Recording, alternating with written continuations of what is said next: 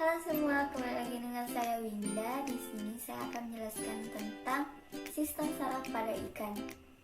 Ikan menerima rangsangan dari lingkungannya melalui organ perasa. Rangsangan tersebut selanjutnya diteruskan dalam bentuk impuls ke otak.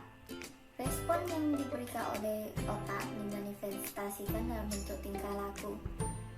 Sel-sel saraf mulai berkembang sejak permulaan stadia embrio dan berasal dari lapisan germinal terluar atau ektodom.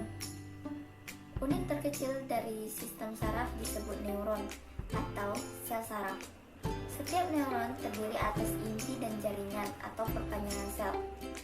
Perpanjangan sel terdiri atas dendrit berfungsi sebagai penerima impuls dan akson berfungsi sebagai penerus impuls. Pertemuan antara akson dan dendrit dari sel saraf lainnya disebut sinapse. Sistem saraf pada vertebrata dapat dibedakan menjadi beberapa bagian. Yang pertama, sistem saraf pusat, disusun oleh otak dan sumsum tulang belakang.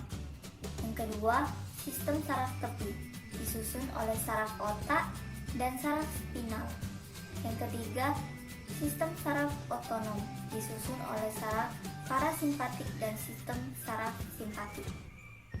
Selanjutnya, organ perasa khusus, terdiri atas organ guret, sisi, hidung, telinga, dan mata. Selanjutnya, jenis jaring saraf. Berdasarkan pada fungsi organ yang dirangsang, saraf dapat digolongkan atas dua bagian.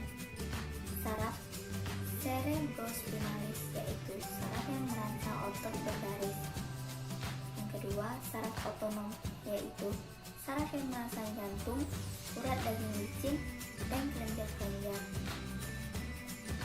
Yang kedua, berdasarkan atas fungsi dari rangsang itu sendiri, saraf dapat digolongkan atas tiga bagian. Yang pertama, saraf sensibel, yaitu saraf yang meneruskan rangsang dari perifer atau sistem saraf tepi ke pusat atau sistem saraf pusat. Yang kedua, saraf motoris, yaitu saraf yang meneruskan rangsang dari pusat ke perifer. Yang ketiga, saraf penghubung, yaitu saraf yang menghubungkan antara jenis saraf yang satu dengan yang lainnya, misalkan antara saraf sensibel dan saraf motoris.